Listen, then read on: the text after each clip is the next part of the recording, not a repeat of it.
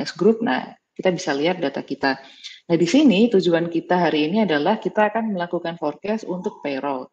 Kenapa? Karena payroll ini dia datanya hanya sampai 2013 tahun ketiga. Nah, sedangkan untuk variabel yang lain itu datanya sampai 2014 bulan ke-12.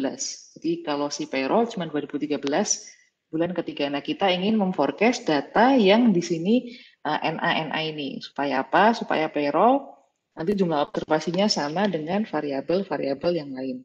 Nah, bagaimana cara kita melakukannya? Nah, sebetulnya cukup sederhana ya. Nah, di sini kalau Anda mau melakukan forecast, mana ini? Sebentar ya.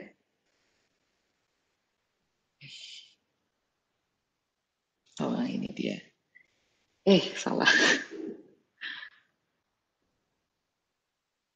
Oh, ini nggak usah saya full screen aja, biar bisa ganti-ganti. Oke. Nah, kita akan sedikit pindah-pindah gini ya. Nah, masih cukup kelihatan kan ya? Oke, nah kalau mau melakukan forecast itu cukup sederhana sebetulnya langkahnya, basically langkahnya cuma dua. Yang pertama, sebelum itu kita masuk ke sini dulu. Nah, jadi di sini ada beberapa topik yang akan kita bahas, basic forecasting dengan exogenous variable, dengan lag dependent variable, dan dengan lag dependent variables and ARMA terms. Nah, ARMA itu apa? Untuk teorinya silahkan refer ke buku ekonometri. Dan yang berikutnya adalah forecasting with auto series. Nah, langkahnya tadi seperti yang saya bilang sebetulnya cukup sederhana. Yang pertama, di sini yang Anda lakukan adalah Anda akan membuat regresi least square. Itu regreskan variabel yang ingin Anda forecast kepada C atau konstanta, kepada tren, kepada expand. Nah, jadi expand ini dia untuk mengekspankan satuan waktu. Nah, jadi di sini satuan waktunya adalah bulan. Nah, expand ini nanti dia akan membuat melahirkan, enggak, dia nanti akan memunculkan dummy variabel untuk 12 bulan. Nah, jadi kalau misalnya ini satuannya bulan, ya maka nanti expand ini akan menghasilkan 12 dummy variabel karena bulan ada 12. Nah, kita sudah belajar bahwa kalau dummy variabel variabelnya ada, kalau dummy variabel objeknya ada 12, nah maka kita harus mengedrop satu variabel. Supaya apa? Supaya kita tidak terjebak di dummy variable trap. Nah, oleh karena itu regresinya adalah ls payroll c at trend at expand dalam kurung month, drop first. Nah, jadi di sini tertulis ya, note that expand month create 12 dummy variable, one for each month of the year. These are seasonal factor because we have included constant, we need to exclude of the dummy variable in order to not fall in dummy variable trap. Kita sudah pelajari di basic econometrics. Nah, nanti kalau sudah di hasil dari regresi itu, kita bisa mulai melakukan forecasting. Nah, ini adalah hasilnya. Lalu setelah itu, mari kita lihat di diffuse. Saya sudah buat equation-nya sebagai equation 1 di sini. Nah, ini tadi regresi dari payroll terhadap tren terhadap bulan. Nah, jadi tadi ketika saya pakai komen expand month, drop first, itu kita punya 11 dummy variabel untuk bulan. Jadi dari bulan kedua sampai 12 dengan bulan pertama itu sebagai konstanta. Nah, kalau sudah sebetulnya kita tinggal klik forecast di sini. Nah, cukup mudah sebenarnya kan. Nah, di forecast sampel ini tinggal Anda masukkan Anda mau memforecast dari periode berapa sampai periode berapa. Di sini yang akan di forecast adalah variabel payroll, dan di sini forecast name-nya misalnya kita beri nama EQ01F misalnya, atau apapun yang Anda inginkan. Nah, saya tunjukkan di PPT-nya. Ini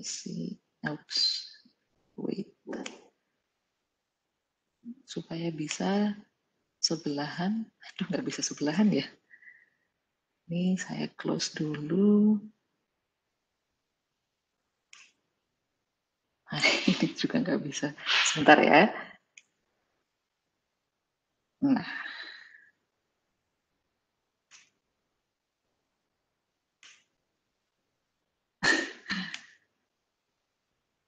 yang if-use-nya nggak bisa full ya.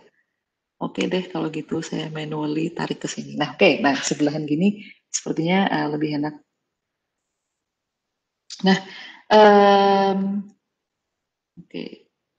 Nah, sebelum itu mari kita lihat residual graph-nya.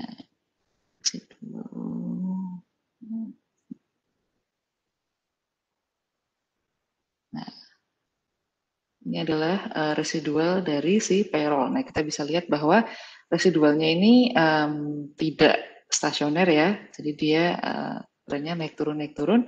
Nah, sekarang kalau misalnya kita mau forecast, nah ini yang akan kita lakukan adalah kita tadi seperti yang saya tunjukkan, tinggal cukup klik forecast saja, lalu beri nama seperti yang Anda inginkan. Nah, nanti sepertinya saya malah membuat Anda nggak bisa melihat PPT-nya. Jadi kayak gini aja. Nah, di sini saya ubah namanya di forecast name menjadi equation 01 underscore F. Nah, di forecast sampel, nah di sini karena saya ingin memforecast tadi dari tahun 2013 bulan keempat, kan tadi payroll datanya cuma sampai 2013 tahun ketiga kan. Nah, saya ingin memforecast dia dari tahun 2013 bulan keempat sampai tahun terakhir dari jumlah observasi variabel-variabel yang lain. Jadi supaya bisa disamain dengan variabel yang lain. Nah, maka di forecast sampel saya tulis 2013 M4 spasi at last. Nah, ini artinya saya akan memforecast payroll dari tahun 2013 bulan keempat sampai pada time frame terakhir di model tersebut. Nah, di sini saya klik insert actual for out of sample observation, lalu di user method, di sini static forecast ya, lalu yang under output kita klik yang forecast graph sama forecast evaluation supaya kita bisa melihat grafiknya. Nah, nanti kalau semua ini sudah diisi di if-use jadinya seperti ini. I can show you here. Saya tadi sudah masukkan di equation 01F. Oops. Bukan yang ini, sebentar. Di graph 1. Nah, saya ingat sekarang tadi saya simpan di sini. Nah, Nah, jadi sama ya antara yang di PPT sama yang di if-use hasilnya. Di sini kita bisa lihat ini adalah forecast si payroll atau kita lambangkan dengan equation 1 underscore F. Nah, yang merah ini adalah plus minus 2 standar deviasi. Jadi kalau misalnya minus 2 standar deviasi, dia posisinya di sini, dan plus 2 standar deviasi posisinya di sini. Nah, kenapa kita mencantumkan grafik yang plus minus standar deviasi? Nah, karena tidak semua forecast itu akan selalu bisa menghasilkan nilai yang paling akurat kan, jadi akan selalu ada deviasi. Nah, oleh karena itu, untuk evaluasi dari forecast, kita cantumkan plus minus 2 standar deviasi. Nah, jadi seperti itu. Oke, mari kita lanjut. Nah, jadi tadi sampai mana? Nah, sampai sini. Nah, yang berikutnya,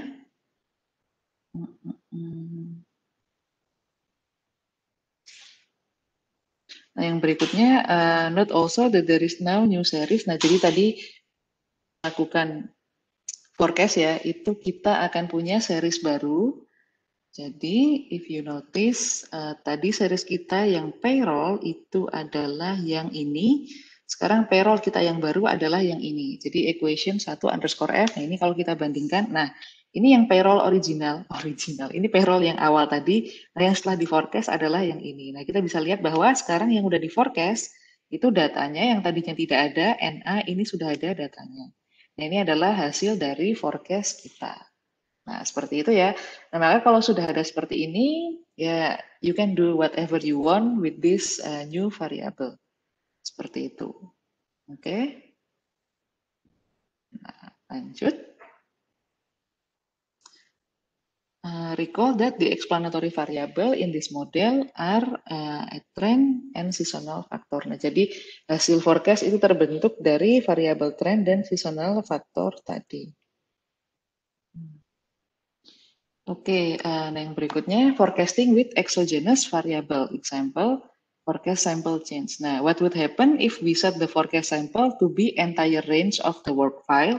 Nah, kalau misalnya Anda ingin melakukan forecast, tapi range atau time frame-nya itu keseluruhan yang ada di work file. Nah, jadi kalau di sini tadi, kita hanya memforecast di periode yang payroll itu belum ada datanya. Nah, tapi sekarang kita ingin melakukan forecast untuk semua time frame dari awal sampai akhir. Nah, jadi dari tahun 60 bulan pertama sampai 2014 bulan ke-12. Nah, di sini cukup simpel seperti tadi. Buka equation yang pertama. Equation yang pertama tadi ketika kita meregress payroll terhadap trend dan seasonal factor. Nah, itu nanti klik forecast seperti biasa. Nah, nanti di series name misalnya kita kasih nama Eki 01 underscore F3. Lalu di set all other option we did before. Nah, jadi di seperti biasa kita centang insert actual for out of sample observation, cuman bedanya di forecast sample kita masukkan seluruh periodenya. Nah, lalu kita klik OK. Nah, setelah kita klik OK, nanti hasilnya the forecast output is shown here. Notice that the ifuse output equation 1 F3 and the corresponding standard error bands over the entire sample. Notice also that in addition to the graph, ifuse has produced small table, this is forecast evaluation table. Nah, jadi di sini kita bisa membandingkan antara nilai hasil forecast dan juga seperti biasa plus minus 2 standar deviasi ya. Nah, jadi kalau saya tunjukkan di ifuse itu adalah graf 2. Nah, yang ini. Sebentar. Nah, ini adalah evaluasi dari hasil forecast-nya. Di sini dia memuat informasi untuk root mean squared error, mean absolute percent error, dan seterusnya. Nah, di sini seperti biasa forecast-nya dan plus minus 2 standar deviasi. Nah, although we had checked the forecast evaluation box in the previous illustration, ifuse was unable to produce an output when the forecast sample was set for periods. Nah, jadi kalau di sini kita mendapatkan kotak yang berisi evaluasi dari forecast. Nah, tadi ketika kita memforecast yang ini, kita tidak mendapatkan kotak yang ini. Kenapa? Karena di yang ini itu time frame yang mau kita forecast itu adalah belum ada datanya. Jadi kita tidak bisa mengevaluasi seberapa jauh antara hasil forecast dengan hasil yang sebenarnya. Tapi kalau dengan ini, nah di sini kita bisa melihat seberapa jauh bedanya antara hasil forecast dan nilai yang sebenarnya. Karena apa? Karena kita sudah punya data dari tahun 60 sampai 2014 bulan ketiga tadi kalau nggak salah. Nah, seperti itu. Oke. Lalu, this is because ifuse couldn't check, ya ini sudah saya sebutkan. When we set the forecast sample to the entire work file range, it is possible to check for forecast accuracy. Nah, jadi kalau Anda mau memforecast data, Anda mau memforecast variabel yang time frame-nya itu udah ada di situ, nah itu Anda bisa melakukan evaluasi apakah forecast Anda itu betul atau tidak. Ifuse compares the forecasted or predicted values from the model to the actual data and computes the forecast evaluation table. Nah, jadi ini tabel evaluasinya ya. Ini hasil perbandingan antara nilai forecast dan nilai yang sebenarnya. Oke. Nah, berikutnya, we can inspect in more detail the difference between actual payroll and the forecast in equation 1 F3.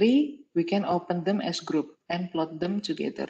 Nah, jadi kita bisa membandingkan langsung ya antara hasil forecast kita di equation F3 dengan payroll. Nah, jadi cukup mudah. Gimana nih? As seen from the table and plot them together. Oke, nah jadi Anda bisa buka ini dan juga payroll. Open as group. Nah, we can see the graph. Nah, oh, a bit different than that. Wait a minute. I think it should be in graph 3. Nah, true. Oke, oh wait, saya salah. Saya nggak salah. Oke.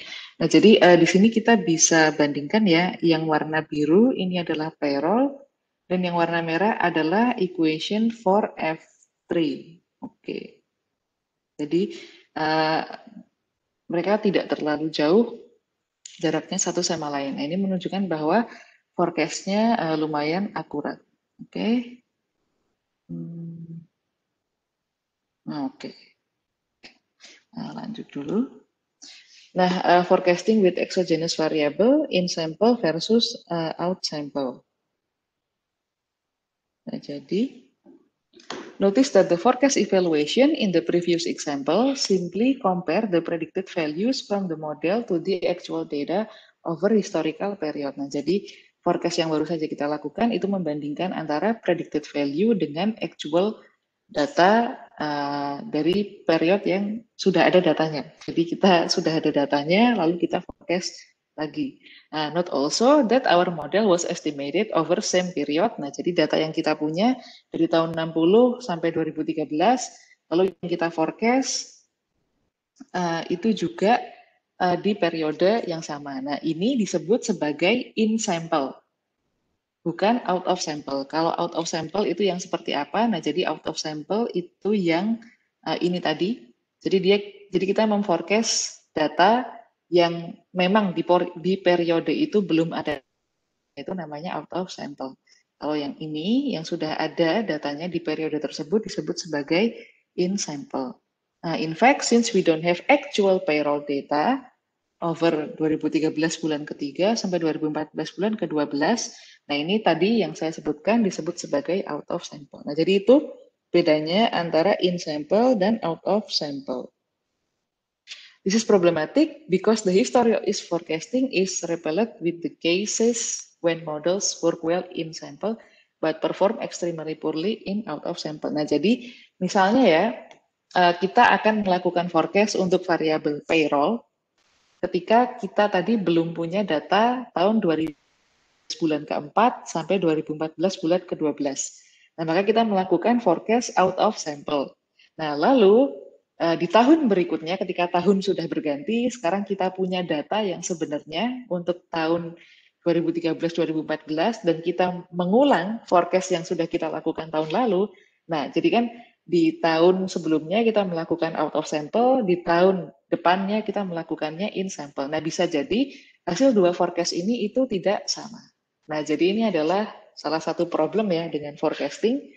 Seperti yang saya bilang tadi, forecast itu memang tidak selalu akurat, especially karena dengan melakukan forecast seringkali kita tidak bisa menangkap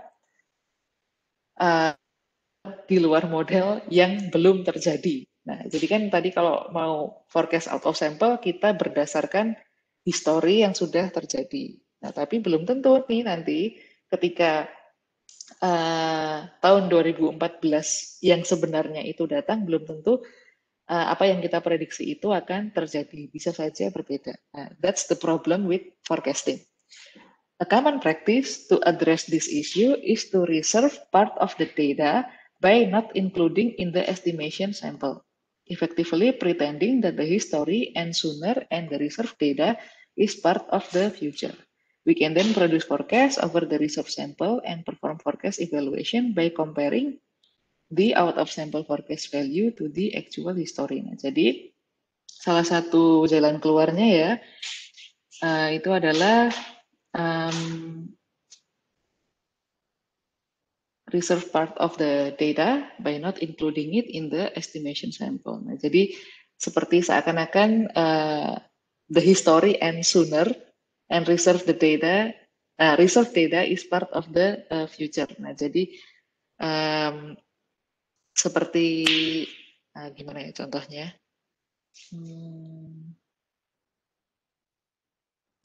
Jadi ada data yang kita pisahkan dan tidak kita masukkan ke dalam forecast. Kenapa? Karena di situ kita seakan-akan mengasumsikan bahwa periode itu berakhir di periode X misalnya.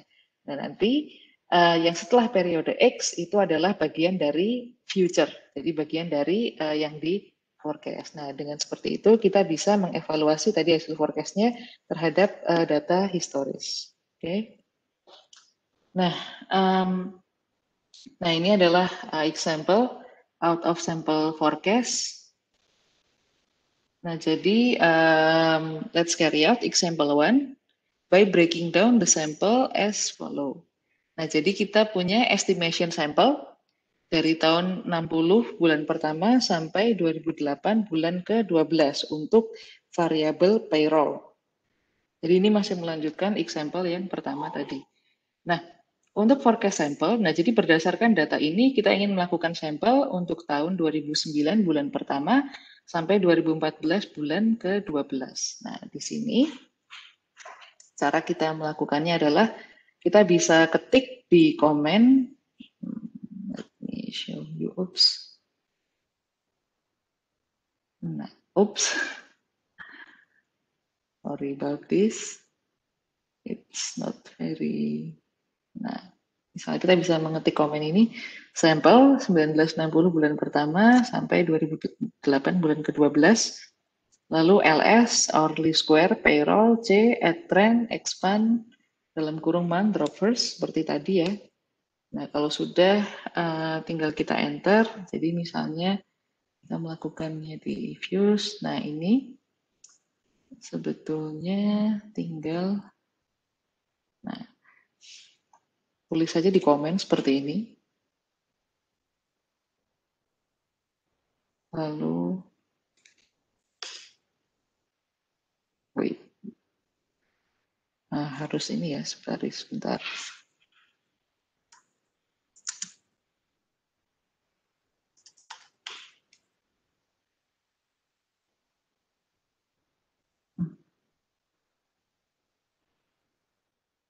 Oke. Komennya hilang.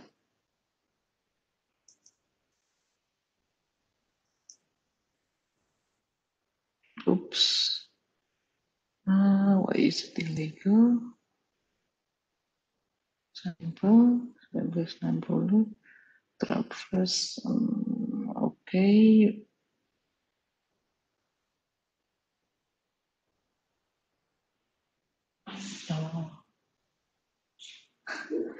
Okay. It seems like I failed the comment. But anyway, I actually have done this. Nah, jadi ini equation 2. Jadi kalau Anda mau melakukannya, Anda tinggal ketik komen tersebut, nanti hasilnya adalah equation yang kedua. Nah, jadi seperti ini hasilnya. Nah, di sini kita tadi regress payroll terhadap trend sama dummy untuk bulannya. Jadi gampang ya kalau mau forecast, variabel yang mau di forecast apa, regress dulu terhadap konstanta, trend, dan dummy variabel untuk time frame-nya. Lalu tadi di sini sampel kita adalah 1960 bulan pertama sampai 2008 bulan ke-12. Oh ya, ini sepertinya komen untuk EViews, bukan EViews 10, punya saya ini EViews 10, jadi it doesn't work. Nah, lalu setelah di-enter, ini adalah hasilnya. Nah, setelah itu kita akan melakukan forecast lagi. Nah, caranya sama seperti yang sebelumnya. Nah, caranya sama seperti yang sebelumnya. Buka equation-nya, lalu klik forecast. Nah, tinggal klik forecast, sama kan seperti ini. Nah, di sini nanti series name-nya saya kasih nama sebagai equation 2F. Lalu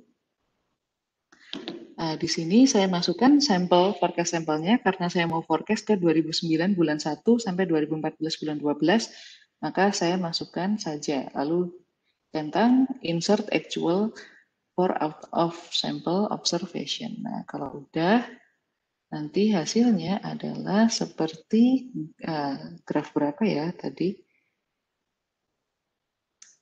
Kalau nggak salah graf 3.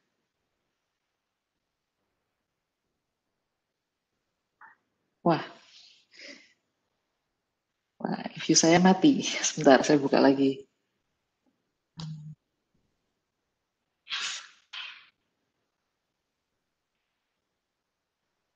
Nah, kita kembali di graf. Oh, bukan. Graf 4 berarti. Oh. Nah, iya benar. Nah, di graf 4 ini kita bisa lihat ini adalah forecast tadi dari payroll yang sampelnya hanya sampai tahun 2008, kita forecast sampai dari tahun 2009 sampai 2014. Plus minus 2 standar deviasi atau standar error. Sama aja sih di sini konteksnya antara standar deviasi sama standar error. Nah, kalau sudah di sini kita bisa lihat payroll equation 02F itu nanti bedanya seperti ini. Yang payroll yang biru, yang equation 2F yang warna merah. For comparison purpose, we also show the graph of the payroll and equation 2F. Notice that since selected and insert actual for out of sample observation, the series are identical over the estimation. Nah, ini sebetulnya mereka cukup identikal ya, cukup dekat satu sama lain. Nah, oke. Table 01, oke. Let's take a closer look at the forecast evaluation table shown here. Nah, di forecast evaluation ini, kita bisa lihat bahwa first notice that the forecast evaluation is saved into format. If you check the box forecast graph, the forecast evaluation table is included along with the forecast graph. Nah, jadi Anda bisa lihat di forecast graph kayak yang di sini tadi ya, sama. Ini kan di sampingnya ada. Nah, kalau enggak, ini juga disimpan sebagai file tabel sendiri, itu dengan series S. Sorry. If you uncheck the forecast graph, the forecast evaluation is shown in a separate table. Nah, tabelnya itu yang dimaksud adalah yang di sebelah. Nah, tabel 01. Oh, bukan, tabel 02. Ada di sini. Nah, jadi dia tersimpan sebagai tabel. Nah, ini adalah evaluasi dari forecast equation 0. Wait. Nah, ini dia. Yang tadi forecast 2009 sampai 2014. Nah, jadi seperti itu. Nah, bagaimana cara membaca ini? Nah, itu Anda harus refer kembali ke buku ekonometri Anda. Apakah root mean squared error segini itu bagus atau tidak? Mean absolute error segini bagus atau tidak? Mean absolute percentage error segini bagus atau tidak? Nah, itu silahkan kembali lagi ke pertanyaan penelitian dan teori ekonometrinya. Di sini saya hanya menjelaskan teknisnya saja. Oke. Nah, di sini dijelaskan sedikit kebetulan. Nah, jadi the root mean squared error is the standard deviation of the forecast error. Nah, jadi RMSE ini menunjukkan berapa standar deviasi di forecast Anda. Jadi semakin besar sebetulnya kurang baik.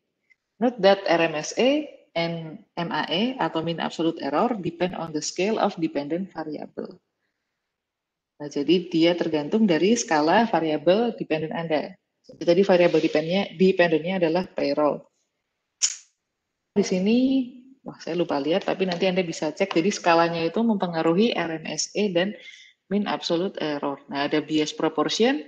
Ini mengindikasikan seberapa jauh nilai rata-rata dari forecast dengan nilai rata-rata series yang sebenarnya. Lalu variance proportion, ini juga menunjukkan seberapa jauh variance forecast dengan variance observasi yang sebenarnya. Lalu covariance proportion ini measure the remaining unsystematic forecasting error. If the forecasts are good, the bias and variance proportion should be small. Nah, it's not the case here. Nah, jadi kalau misalnya forecast Anda itu bagus, nah itu harusnya variance proportion ini kecil, tapi di sini tidak cukup kecil, jadi tidak cukup bagus. Nah, ukuran kecil besar itu seberapa? Please refer back to your theoretical framework. Okay. Note that bias, variance, and covariance proportion add up to 1. Nah, jadi bias proportion, variance proportion, dan covariance proportion ini kalau dijumlah nilainya sama dengan 1. Oke, nah contoh forecast yang ketiga adalah kita forecast menggunakan explanatory variable. Nah, jadi sebelum ini kan kita melakukan forecast terhadap dependent variable kan. Nah, sekarang kita melakukan forecast terhadap independent variable. Oke. Nah, apa bedanya? Sebetulnya sama aja sih. It's forecast. And in order to be able to produce an out of sample forecast, we need to know the future values for all explanatory variable. This was easy enough so far because we use trend and seasonal factor to forecast our dependent variable. If use easily produce forecast for trend variable and seasonal factors are set as months equals to 1, month equals to 2, dan seterusnya. However, most explanatory variable, we need to provide values over the forecast period. For example, suppose we want to forecast payroll using IP, ISM, and T-bill as additional explanatory variable. As shown previously, we have to provide data for the explanatory variable over the forecast period. Nah, jadi ini maksudnya apa? Maksudnya begini. Jadi yang sudah kita lakukan tadi adalah kita melakukan forecast untuk dependent variable berdasarkan informasi dari trend dan seasonal factor. Nah, sekarang bagaimana kalau misalnya kita ingin memforecast payroll, tapi menggunakan informasi dari explanatory variable. Jadi payroll di forecast berdasarkan IP, di forecast berdasarkan ISM, dan di forecast berdasarkan T-bill. Nah, di sini kita karena si explanatory variable si IP, ISM, dan T-bill ini sudah ada datanya sampai observasi terakhir, jadi dia datanya lengkap. Nah, itu barulah kita bisa melakukan forecast untuk payroll berdasarkan informasi dari explanatory variable. Nah, jadi yang perlu digarisbawahi adalah ada dua hal. Yang pertama, kalau kita mau memforecast dependent variable berdasarkan tren dan juga seasonal factor, maka caranya seperti yang sudah kita lakukan. Tapi kalau misalnya kita ingin memforecast dependent variable berdasarkan informasi dari independent variable, maka independent variable itu observasinya harus lengkap dulu. Jadi kalau misalnya kita ingin mengforecast payroll untuk tahun 2019 sampai 2014, nah ini si explanatory variable-nya atau independent variable-nya itu datanya harus sudah ada yang tahun 2009 sampai tahun 2014. Kalau data dari independent variable-nya juga tidak lengkap, maka kita tidak bisa melakukan forecasting menggunakan informasi dari independent variable. Nah, jadi seperti itu. Nah, kita bisa lihat bahwa di contoh kita data independent variable-nya itu lengkap ya. Ini adalah data IP, ini data ISM, ini data T-bill. Nah, ini mereka ada 2009 sampai 2003-nya lengkap. Oke. Nah, berikutnya adalah kita tinggal memforecast payroll menggunakan informasi ketiga variabel tersebut. Oke. Nah, caranya gimana? Caranya cukup mudah. Nah, jadi pertama kita definisikan dahulu sample object by typing in the comment below. Nah, jadi kita definisikan dulu sample estimation itu adalah tadi dari observasi pertama sampai dengan 2008 bulan 12. Nah, sampel for ini adalah yang mau kita forecast. Nah, jadi sampel yang kita sudah punya untuk payroll itu adalah dari observasi pertama sampai 2008 bulan 12. Nah, sampel yang ingin kita forecast itu untuk periode 2009 bulan 1 sampai periode terakhir. Nah, ini ditulis dulu komennya, kalau sudah di-enter. Nah, kalau sudah kita akan melakukan regresi. Nah, jadi di sini regresinya bagaimana? Nah, yang akan kita regress di sini adalah kita masukkan dahulu sampel estimate, lalu LS atau least square payroll terhadap konstanta, menentukan semua variabel independennya. Jadi payroll, konstanta, IP, ISM, dan T-bill 3M. Nah, kalau udah masukkan juga trend dan tadi dummy variabel untuk setiap bulan dengan cara add expand dalam kurung add month, add droplas. Nah, di sini Anda menggunakan droplas karena ini ya yang akan kita forecast 2009 sampai dengan last. Please enter. Please enter after each comment line. The second comment should be typed in one line. Nah, jadi mengetiknya seperti ini. Kalau sudah di-enter, nah maka kita akan dapat hasil dari regresinya sebagai equation 3 di sini. Nah, jadi kita punya equation 3, dependent variable yang akan di-forecast adalah payroll, lalu di sini sampelnya tahun 60 sampai 2008, dan ini adalah hasil regresinya terhadap independent variable dan juga terhadap trend dan seasonal faktor.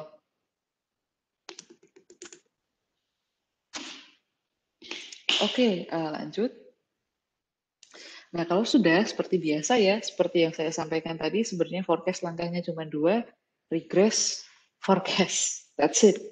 Nah, maka sekarang berikutnya kita tinggal klik tombol forecast. Jadi buka equation Anda tadi, equation 3, lalu klik forecast. Nanti keluar dialog forecast-nya.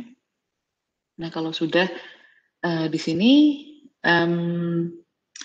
under the series name, untuk yang SE optional, ini type the name of the standard error series. This created new series of equation 3 standard deviation. Nah, ini kalau misalnya Anda ingin mengambil standar deviasi dari hasil forecast-nya sebagai series baru, maka yang ini diisi tinggal dikasih nama sesuai yang Anda inginkan. Nah, dalam hal ini saya kasih nama equation 3 standard deviation. Nah, under forecast sample, type the forecast sample for. Nah, jadi instead of saya ketik 2009 bulan pertama sampai dengan last, di sini saya tinggal ketik sample for. Kenapa? Karena saya sudah mendefinisikan sample for di sini sebagai 2009 bulan pertama sampai observasi terakhir atau at last. Nah, kalau sudah klik OK, nah, nanti Anda akan punya forecast graph yang seperti ini. Oke. Nah, jadi for the forecast output shown here, we can also plot the actual forecast series against the forecast of two standard error bands by typing the comment below. Nah, jadi kita bisa kalau di Evius ini adalah graph 6 ya. Mari kita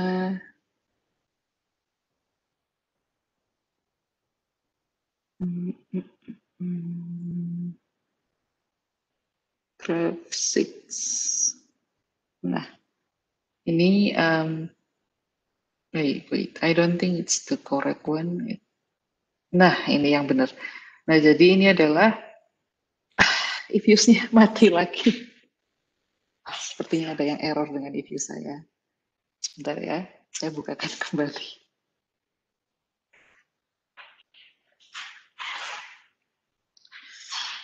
Tadi saya buka graf berapa? Graf 7. Nah, oke.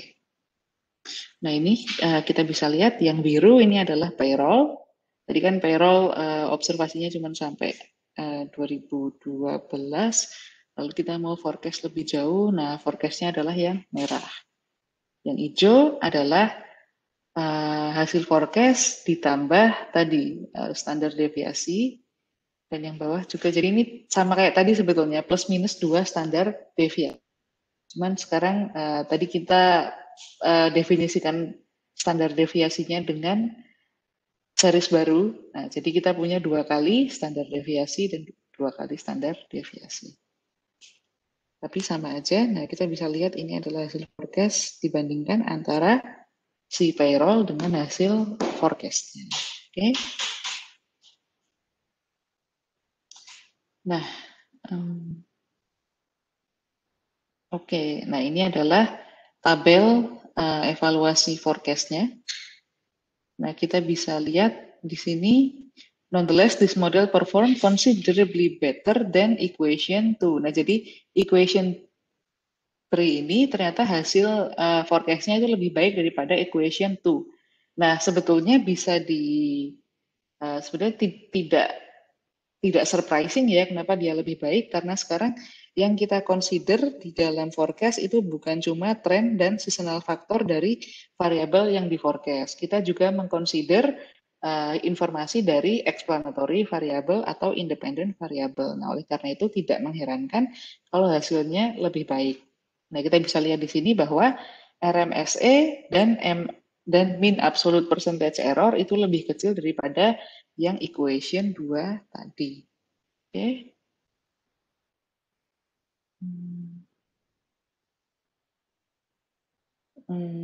Oke. Berikutnya. Nah, berikutnya kita akan masuk ke forecasting with lag dependent variable. Nah, kalau misalnya dependent variabelnya punya lag, nah itu kita gimana melakukan forecastnya? Nah, oftentimes time series model use forecasting include lag dependent variable. The presence of lag dependent variable complicates forecasting because there is an issue as how to evaluate the dependent variable that appears on the right hand side of the equation. Nah, jadi susah ya memforecast kalau misalnya dependent variable kita itu ada lag-nya. Nah, oleh karena opsi yang ditawarkan oleh EViews, yang pertama dynamic forecasting, yang kedua adalah static forecasting.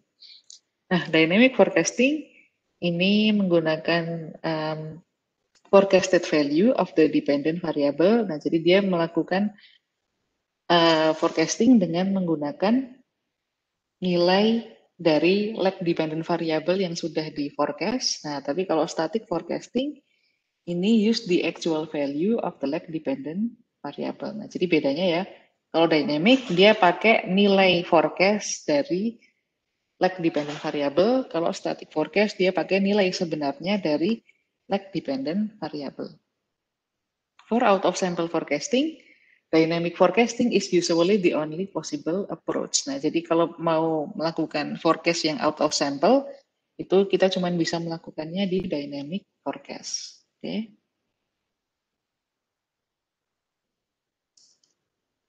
Nah, mari kita masuk ke contohnya. Equation 4. Nah, jadi di sini, let's first specify a model with lag dependent variable on the right hand side of the equation. Jadi di sini kita melakukan forecast seperti yang kita lakukan di equation 1 tadi ya. Jadi kita regress, jadi sample estimate-nya itu adalah kita regress payroll terhadap konstanta, terhadap tren dan seasonal faktornya dia, tapi kita juga tambahkan lag dari payroll itu sendiri. Jadi payroll minus 1 dan payroll minus 2. Misalnya lagnya hanya 2 di sini. Nah, kalau sudah di enter, nah, maka nanti ini adalah hasil regresinya. Oke. Jadi kita punya lagnya payroll, kita punya tren, dan kita punya monthly factor, seasonal factor. Nah, ini kalau misalnya kita lihat residualnya, itu, lebih enak langsung dari PPT ya, daripada saya buka tutup EViews error. Nah, jadi ini adalah hasil dari, residual, kalau kita plot residual dari hasil regresi itu. Nah, jadi actual value itu yang merah itu bersinggungan sama yang hijau di sini, jadi agak nggak kelihatan. Yang fitted value itu yang warna hijau. Nah, yang biru ini apa? Ini adalah error atau residual. Oke, itu hasil dari regresi kita tadi. Nah, kalau sudah, nah seperti biasa ya, tadi di equation ini Anda tinggal klik forecast, klik, nah, lalu kita akan ketemu window ini.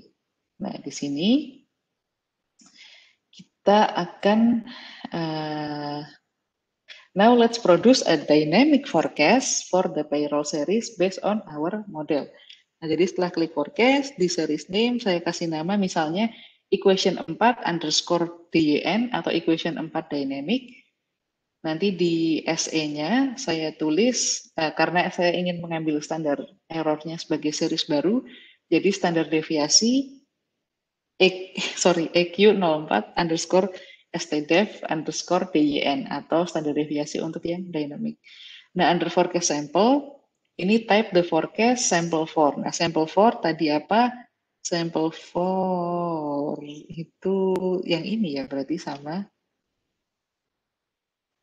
Sebentar. Nah, sample for berarti sama seperti yang ini, 2009 bulan pertama sampai terakhir.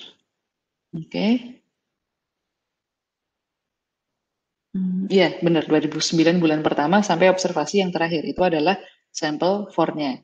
Kalau nggak mau nulis sampel for, Anda bisa tulis 2009 M01 spasi at last. Itu juga boleh, tapi kalau males tulis sampel for juga bisa. Nah, di bagian forecast graph ini dicentang, forecast evaluation juga dicentang. Nah, jadi kalau Anda tidak mencentang forecast evaluation ini, nanti kotak evaluation yang tadi itu akan menjadi tabel sendiri, jadi tidak berada di samping hasil forecast Anda. Oke. Nah, lalu untuk method, pilih yang dynamic forecast, lalu coefficient uncertainty in SE juga dicentang. Nah, kalau udah Anda bisa klik OK. Nah, nanti hasilnya seperti ini. Ups, iya. Nah, hasilnya seperti ini. Nah, jadi di sini seperti biasa ya, yang warna biru ini adalah hasil forecast-nya, yang warna merah plus minus 2 standar deviasi. Bukan. Ya, benar, plus minus 2 standar deviasi. Lalu yang ini tabel evaluasinya. Jadi Anda bisa bandingkan sekarang root mean squared error-nya berapa, lalu bias proportion, variance proportion, covariance proportion berapa. Nah, di sini kita bisa lihat di bagian tulisan yang biru, the first forecasted value 2009 bulan 1 uses the actual value of 2008 bulan ke-12. Nah, jadi forecast untuk yang periode 2009 bulan 1 itu dia berdasarkan nilai dari payroll minus 1. And the actual value, saya ulang. Nah, jadi nilai yang terforecast untuk periode 2009 bulan pertama itu berdasarkan payroll minus 1 dan payroll minus 2. Atau dalam hal ini, nilai yang terforecast untuk 2009 bulan pertama itu berdasarkan 2008 bulan ke-12 dan 2008 bulan ke-11. Karena apa? Karena itu adalah leg pertama dan leg kedua dari 2009 bulan pertama. Nah, jadi seperti itu yang dimaksud sebagai dynamic forecast. So, you use the value, the actual value from the leg. Nah, jadi kalau misalnya Anda nge-forecast-nya nge-forecast-nya periode 1, jadi misalnya ada observasi. Observasi tersebut dia punya 5 periode. Dan Anda ingin memforecast periode ke-6 sampai ke-10. Nah, nanti nilai di yang ke-6 itu berdasarkan nilai yang ke-5 dan yang ke-4. Karena dia leg-nya ada 2 kan. Nah, nanti nilai yang ke-7 itu berdasarkan nilai yang ke-6 dan yang ke-5. Nah, jadi akan selalu mundur 2 langkah seperti itu dan seterusnya. Karena dalam hal ini kita akan forecast dengan leg minus 2. Kalau legnya minus 5 misalnya, nah berarti mundurnya 5 langkah. Atau minus 1 yang mundurnya hanya 1 langkah.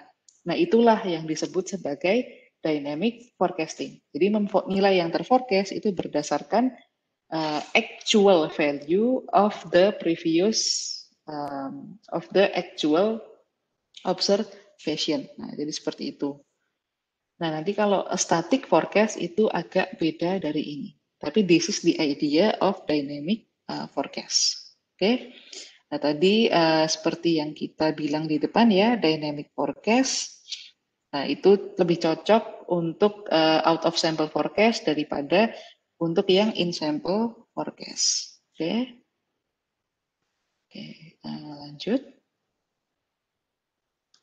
Nah, sekarang kita coba kalau misalnya kita mau melakukan dengan static forecast. Nah, jadi exactly sama dengan yang ini, cuman sekarang kita centang di metodenya adalah static forecast.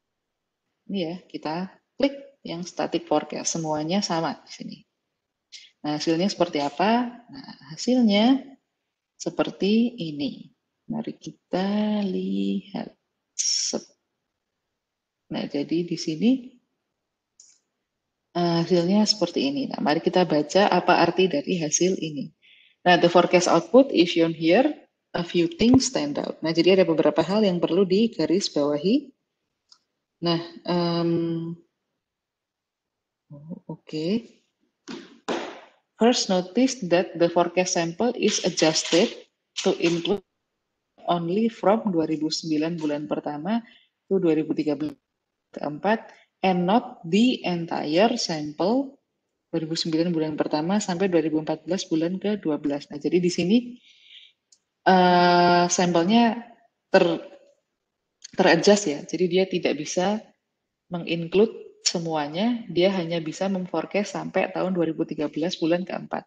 Nah, kenapa? Akan dijelaskan di sini. Nah, this is because static forecast are one step ahead forecast only. Nah, ini penting ya. Jadi static forecast itu cuma bisa one step ahead. Dia tidak bisa untuk periode ke depan yang terlalu panjang. They use actual values of lag dependent variable in order to perform the forecast. Since we have payroll series only up until 2013 bulan ketiga, if you can only produce forecast for the period from 2009 bulan pertama sampai 2013 bulan keempat. Nah, jadi kalau Anda mau melakukan static forecast, nah itu Anda hanya bisa melakukannya one step ahead. Nah, jadi karena kita punya data payroll actualnya itu cuma sampai 2013 bulan ketiga, maka menggunakan static forecast Anda hanya bisa memforecast sampai 2013 bulan keempat. Udah, nggak bisa lebih dari itu.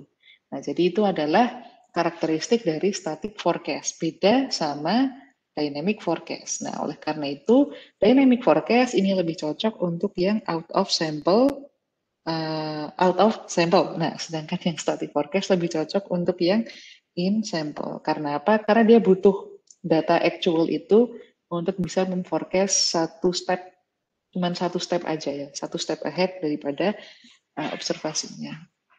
Nah, jadi kalau di sini, di tabelnya ini kita bisa lihat bahwa hasil forecastnya itu sebenarnya cuman 1 bulan lebih panjang daripada data payroll yang aslinya. Nah, kan sampai 2013 bulan ke berapa tadi? Keempat. Nah, sedangkan kalau si ini, nah ini dia sampai 2014. Karena dia bisa melakukan out of sample forecast. Si dynamic forecast maksud saya. Nah, untuk static forecast hanya bisa satu step ahead. Nah, how are static forecast performed? Nah, jadi bagaimana static forecast itu dilakukan? Nah, jadi yang pertama adalah the first forecasted value 2009 bulan pertama itu menggunakan actual value dari 2008 bulan ke-12 dan actual value untuk 2000. Ini salah cetak, ini 2008 bulan ke-11. Nah, jadi sama seperti yang dynamic tadi ya, ketika kita memforecast satu periode, nah itu dia akan diforecast berdasarkan informasi lag pertama dan lag kedua pada variabel tersebut. Nah, yang nilai berikutnya itu juga sama, jadi nggak ada bedanya sama yang tadi. Oke. Cuman bedanya kalau statik Anda hanya bisa satu step ahead dari data yang sebenarnya. Oke, nah kalau sudah, mari kita compare. Nah, mari kita compare antara hasil dynamic dan static forecast. Nah, let's compare the two forecast directly. Nah, kita bisa lihat bahwa yang ini adalah yang statik, yang oh wait a minute. Nah, di sini nilai payroll itu yang biru. Nah, dia berinterseksi dengan yang hijau ya, jadi nggak terlalu kelihatan. Nah, yang merah ini adalah yang dynamic, sedangkan yang hijau ini adalah yang statik. Nah, di sini, nah, ini juga perbandingan apanya ini? Itu graph one results. Ini juga perbandingan ini perbandingan payroll juga antara forecast yang dynamic dan forecast yang statis. Ini trennya, I think, and this one is, let's see. The static forecast perform much better than dynamic forecast because it use actual instead of forecasted like value over the forecast period. Nah, jadi kita bisa lihat. Nah, oke. Nah, di sini si yang warna hijau ini kan static forecast, itu lebih dekat dengan actual value yang warna biru daripada yang merah, yang dynamic. Nah, di sini juga kalau kita lihat trennya, itu yang hijau dan yang biru itu mereka bersinggungan satu sama lain sampai yang biru nggak kelihatan, jadi sangat dekat. Sedangkan yang merah di sini untuk periode yang di sini itu dia agak jauh jaraknya daripada nilai yang sebenarnya. Nah, ini menunjukkan bahwa static forecast itu sebetulnya hasilnya lebih baik daripada dynamic forecast. Kenapa? Yang pertama, karena kalau Anda memforecast terlalu jauh, nah itu probabilitas untuk missing, probabilitas untuk forecast Anda tidak tepat itu lebih besar.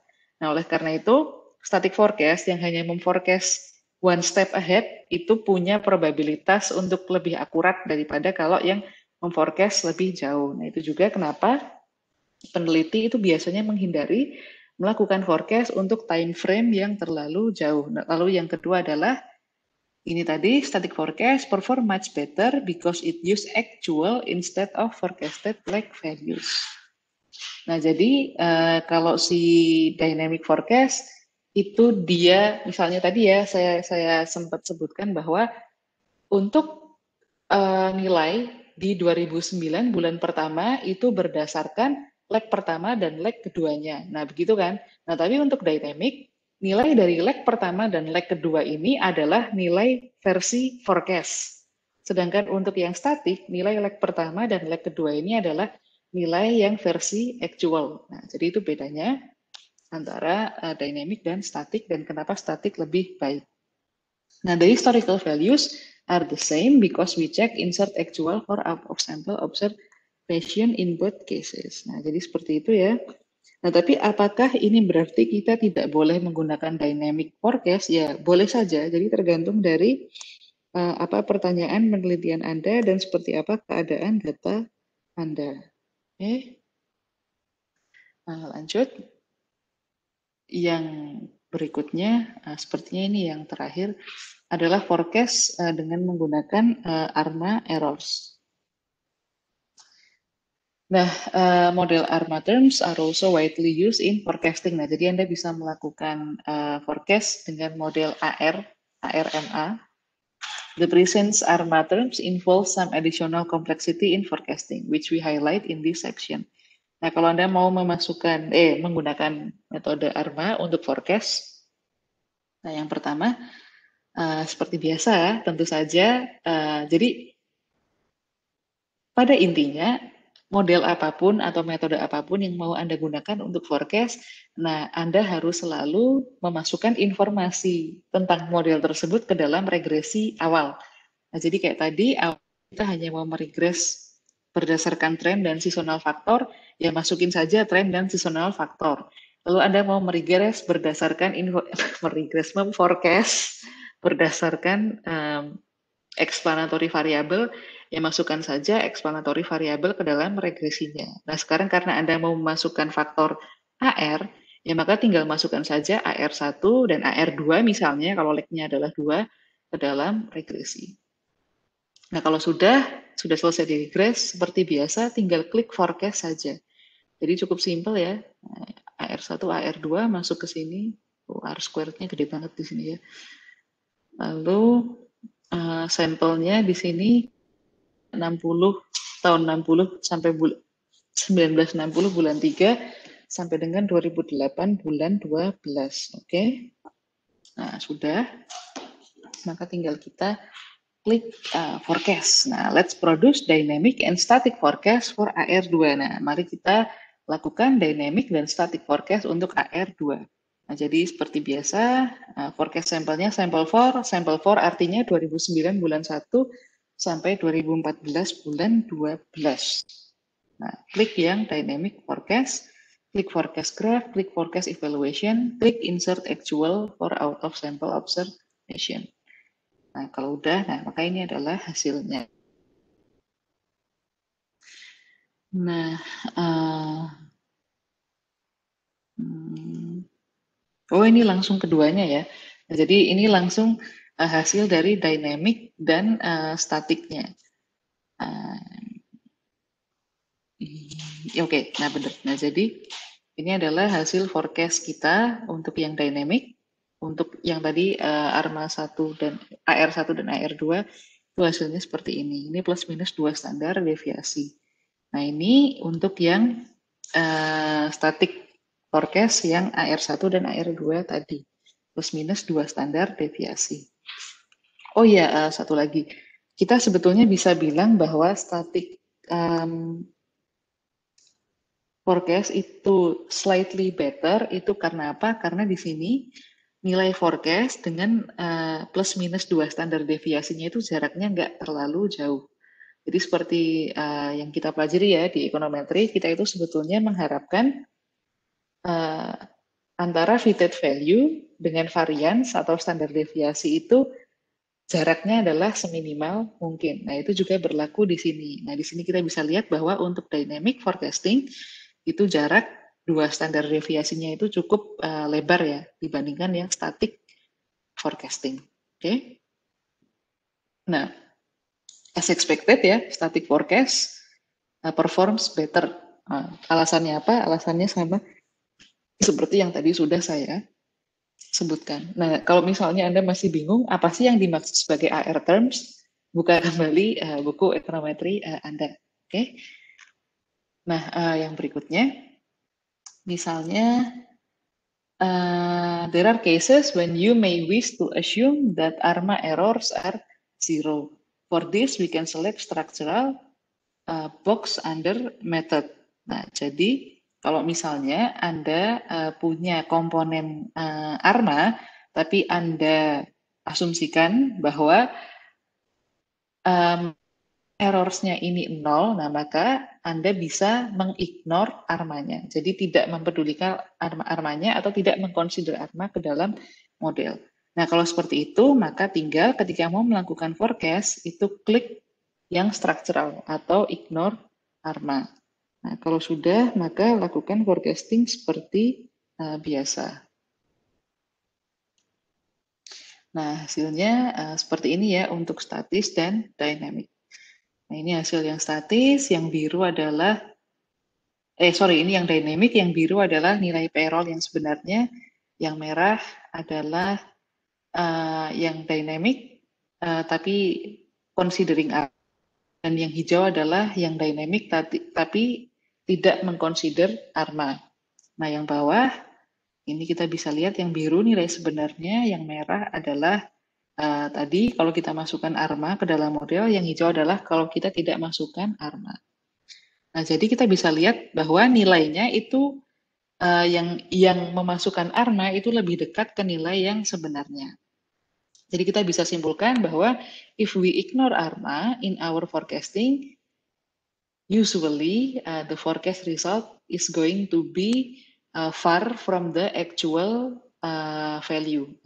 Karena actual value-nya kan yang biru kan, yang hijau ini cukup jauh, Nah, ini juga yang hijau lebih jauh daripada yang merah. Nah, jadi emang sebaiknya we do not ignore ARMA komponen. Seperti itu ya, baik untuk dynamic maupun untuk static. Oke. Oke. Nah, berikutnya.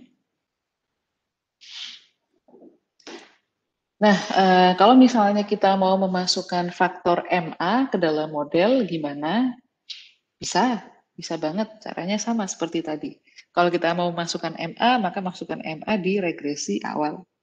Nah, regresi payroll terhadap tren, terhadap seasonal factor, dan masukkan MA di situ. Misalnya MA minus 1. Nah, kalau udah, nah yang agak sedikit beda adalah kalau tadi, nah tadi kan kita punya Windows, apa namanya? Kita punya Nah, kita punya jendela yang seperti ini. Nah, tapi nanti ketika kita memasukkan MA, nah itu nanti jendelanya agak sedikit berbeda. Nanti yang akan kita lihat adalah, nah, sekarang kita ketambahan ini, MA Bcas. Nah, kalau kita masukkan MA ke dalam regresi kita tadi, Anda klik forecast, nah itu akan ada ini, MA Bcas. Di sini Anda bisa pilih estimation period, forecast available V5. Nah, ini adalah apa? Nah, mari kita bahas. Nah, sekarang kita punya field baru namanya MA Bcas appears.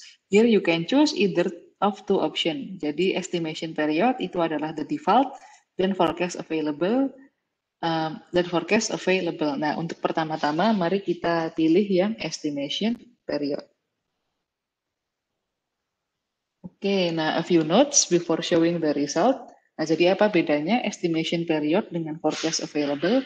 Nah, jadi estimation period method for MA, backcasting use data for the estimation sample to compute backcast estimate. Jadi dia akan menggunakan data dari estimation sample. Estimation sample itu yang saya maksud adalah ini adalah estimation sample. Jadi data itu akan digunakan untuk menyusun nanti MA backcasting-nya. Oke.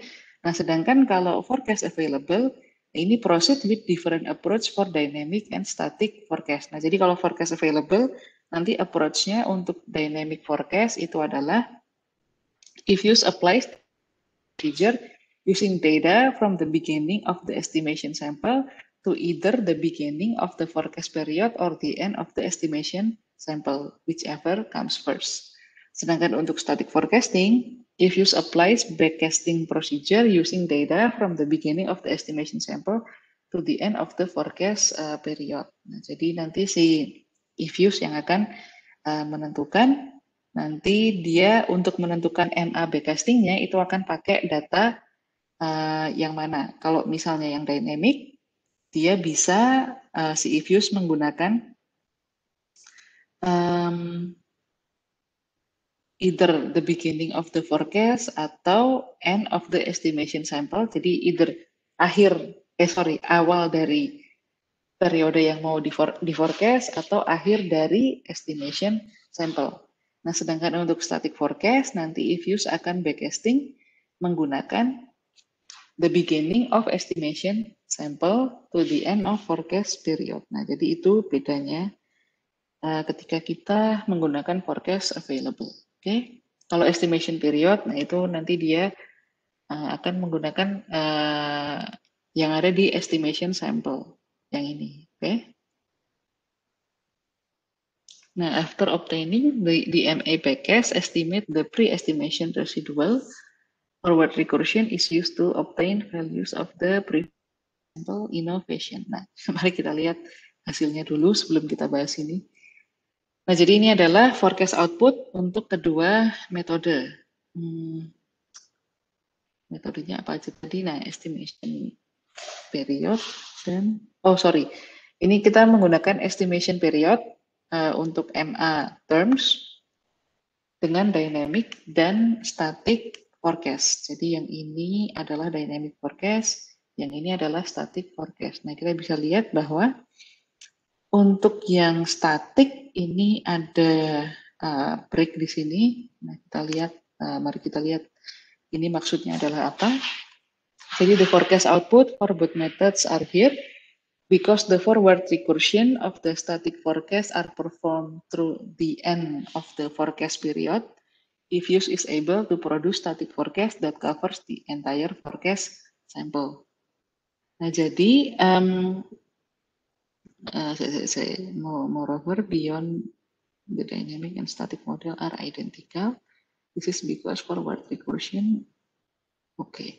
Nah, jadi biasanya kalau statik kan kita hanya bisa memforecast satu langkah ke depan kan, tapi di sini kita bisa memforecast cukup jauh, dan di sini yang ada break ini kenapa terjadi seperti itu?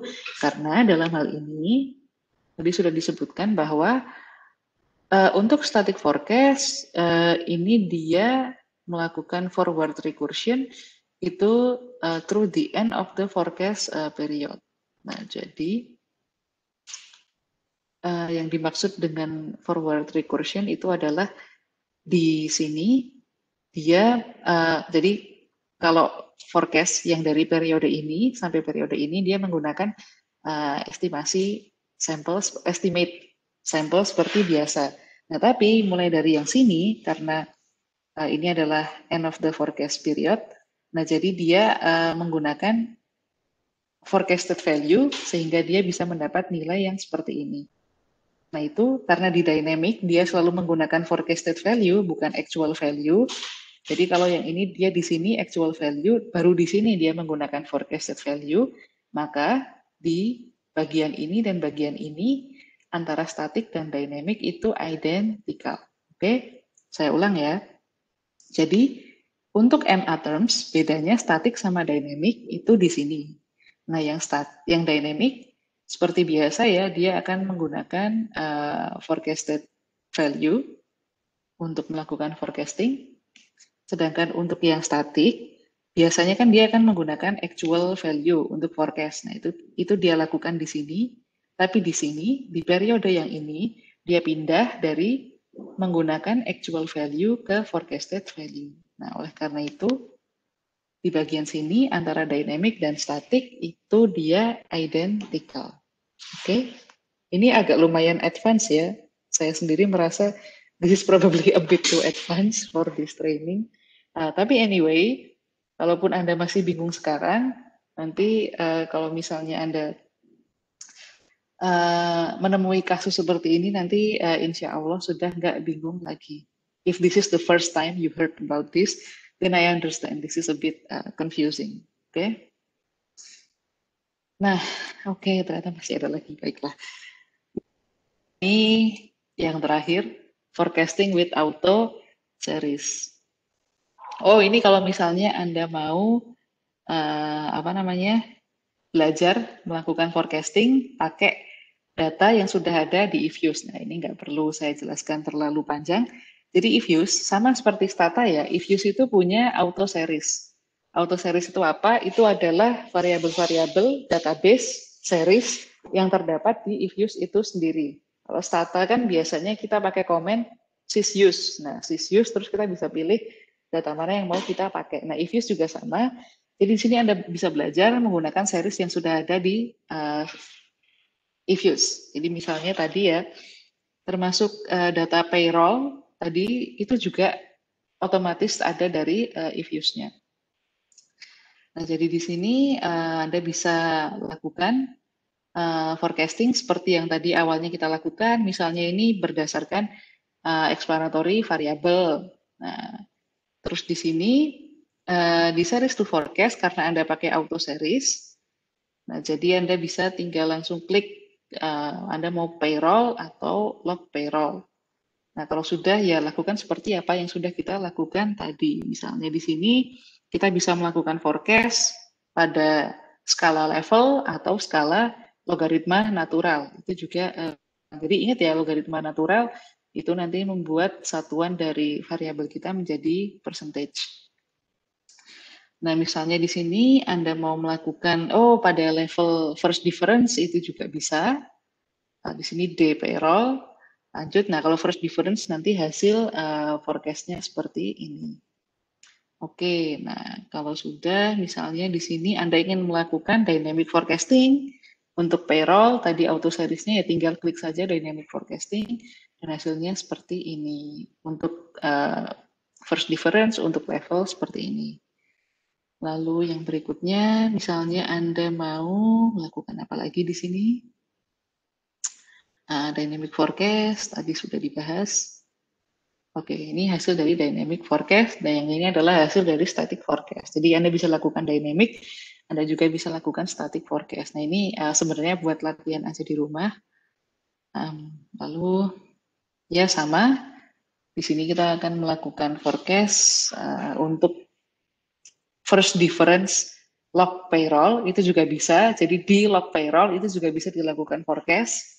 Jadi bukan cuma pada level, bukan cuma pada first difference level, dan bukan cuma pada level, bukan cuma pada first difference, bukan cuma pada log. Tapi kita juga bisa pakai di log di sini untuk melakukan forecast. Kalau udah, lakukan untuk, nah di sini untuk kita juga bisa melakukan apa namanya forecast untuk variabel yang dinormalize. Nah, jadi misalnya Anda mau menormalisasi variabel payroll Anda dengan cara log payroll plus 1 dibagi payroll. Nah, ini juga bisa. Jadi menormalisasi variabel itu boleh dilakukan oleh peneliti ya. Metodenya seperti apa itu tergantung dari penelitiannya. Oke. Nah, dalam hal ini contohnya normalisasi dilakukan dengan cara log payroll ditambah 1 dibagi dengan payroll. Nah, kalau normalize seperti ini, biasanya forecast yang bisa Anda lakukan hanya static forecast. Oke, nah, misalnya Anda lakukan forecast, nah nanti hasilnya akan keluar. Oke, nah sepertinya itu saja materi tentang forecasting yang bisa saya sampaikan. Pasti cukup membingungkan ya, karena forecast memang cukup membingungkan. Oke, sekarang udah jam 11.25, masih ada 5 menit. Cukup singkat, tapi kalau ada pertanyaan, silahkan.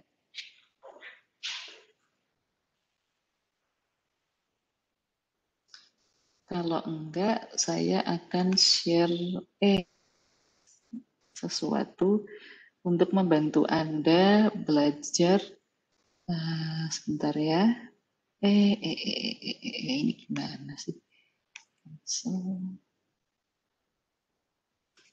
Jadi kalau Anda berminat untuk belajar e-views lebih lanjut, jadi ini sebenarnya kan series terakhir, jadi saya memang agak cepat, tapi kalau Anda menghendaki belajar e-views dari awal, itu sebetulnya di sini ada e-views itu menyediakan guideline yang cukup bagus, dan semua yang saya sampaikan itu saya ambil dari apa yang tercantum di link ini. Sebentar ya.